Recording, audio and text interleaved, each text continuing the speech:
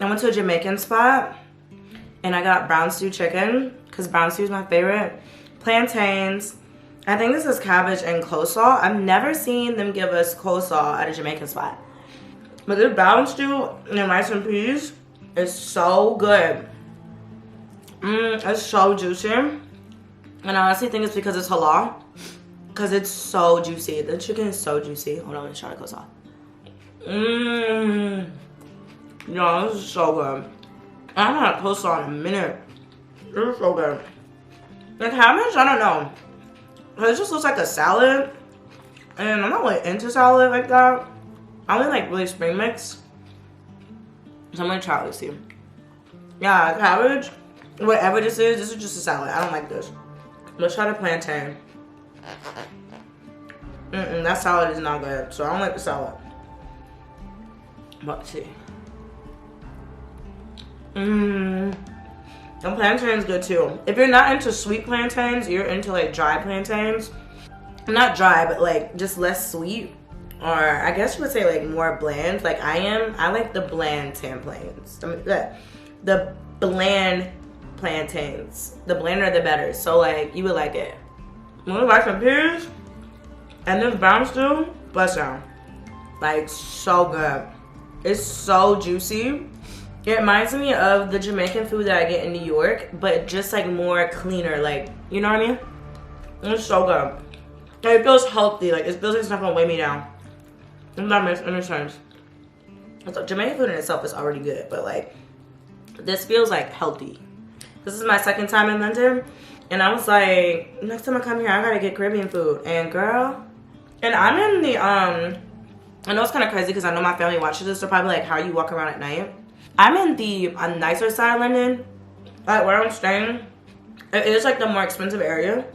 And one thing that I do, like when I'm traveling alone, is like, I try to blend in like to the surroundings. Like I don't try to do too much. Like I don't try to beat my face. Like there's nothing wrong with doing that. But I don't really beat my face or anything like that. I wear like black, mostly neutrals. If anything, like you see this Nike logo. Usually wear cargos. I wear, I don't really wear designer. I don't really wear designer, period, but I just don't even really wear designer. And I like blend in, like I don't cause attention. You know what I mean? Like I look really basic. Like you know how they always say like the millionaire, you don't even know because he drives like a Ford F-150 and he wears like black t-shirts and jeans. That is like my staple. Like I don't do too much. I kind of blend in, you know? And like I'm usually like oversized covered. Men will look at me, they'll look at my face or whatever. Especially like black men in this area. Cause like I feel like, well not really as much in London, but in other areas, like whenever I go to, like when I was in Switzerland, when I was in Scotland. Amsterdam is kind of like a mix too. And the same with like Japan. Like men will, I won't even say Japan because the men in Japan are mad respectful. But anywhere else, when black men will look at me, because like there's not that many people, you know, it's random. So like I know they're checking my face card, but like they can't see anything else. You know what I mean? They're probably they look at me like, wow, like she has a pretty face, but I mean that's literally all they can see. You know what I mean? So like that's how I like navigate around. I can be like, I don't give anybody a reason to want to get me, if that makes sense. So like, do I feel safe? Yes, but that's because I intentionally try not to make myself a target.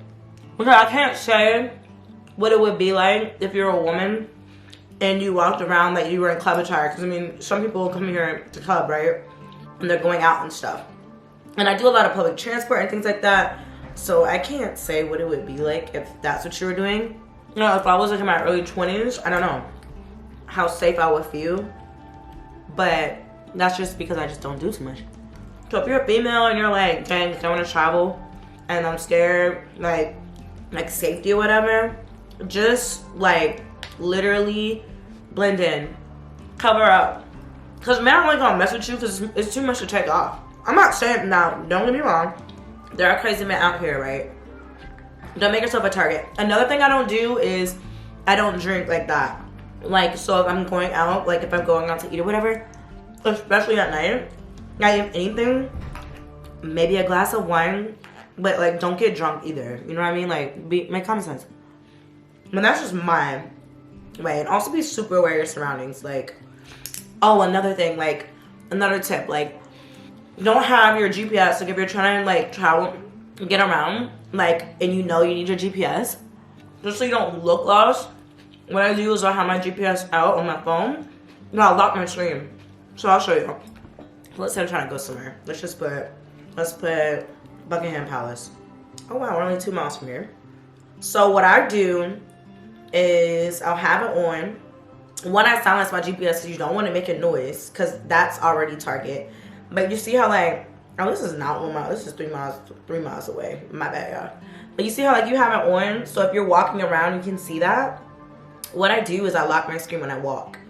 So, like, I keep my screen, like, literally locked, and then, like, I'll check it for a second. I'll check it for a second like this, because, you know, if you lock it, you can unlock it and just look. So I'll unlock it, look at it for, like, literally a second and make sure I'm going the right way, and lock it again.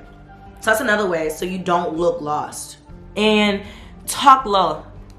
Like, don't be loud. Don't make it known. There's nothing wrong with, like, being from a different country, but don't make it known. Because people don't know until you open your mouth. When you're dressed neutral. And they think you're, like, one of them. But the moment you open your mouth, that American accent is loud. Okay? So, talk minimal, keep your voice low. Don't feel you gotta talk too much or do too much. If you do end up talking to people, you want to meet people, don't tell people you're traveling alone, like, duh. Just blend in. Take phone calls at home. Don't get caught up and be on the phone loud as hell, talking to, like, your family and stuff. Like, just be vigilant and be aware, because, you know, you never know who's listening and who's watching and waiting. But, I mean, I feel super safe. But that's just, like, I'm extra cautious, you know what I mean? Because I got a kid, so I gotta come home. You know what I mean? So, like, those are tips that I use. Because I know, like, I watch people, I'm like, how is she just, like, moving around? And my family's always trying to figure it out, too. Like, my family's like, who are you going with? And I'm like, I'm going by myself. And they're just like, what? And I'm like, yeah. Because I'm a strong believer, like, you can't wait on people. Like, if you want to do something in life, you can't wait for people. Because you'll never do it. The only way to get people on board is for you to start doing it. And then to see you doing it. And when they see you doing it, then you'll start having people to, like, travel with. But you gotta take that leap of faith. And those are just my little tips and tricks on how I literally feel safe and secure. Oh, and to figure out how to use public transport, I would advise you, if you're, like, ever trying to navigate the world alone, I would advise you to go to New York first. Go to New York first and figure out how to use the subway system. Once you do that, and you go to countries that have public transport, you're good. You can do anything in this world. But that would be, like, my biggest suggestion. Start in New York. Because New York, they speak English. In New York, if anything happens, your insurance, for the most part, will transfer over. Like, you're in the same country, so your parents and everybody, you can let everybody know what's going on. No one's going to be thinking nothing of it if it's you speaking for real. Because, I mean, everybody in New York is a melting pot. You can be on the phone. You can be more free, more relaxed. You know what I mean? So I feel like start with New York. Learn the public transport. Try to get through the different boroughs there. Try to, like, go out on your own if you're in the States. And once you do that, then, like, try English-speaking countries first. There are countries that speak, like, English is, like, one of the main languages. So, again, like, you still can, like, get around. You're not too confused. Then, after a couple of those trips, then, like, do, like, the trips where no one speaks your language. Except for Japan.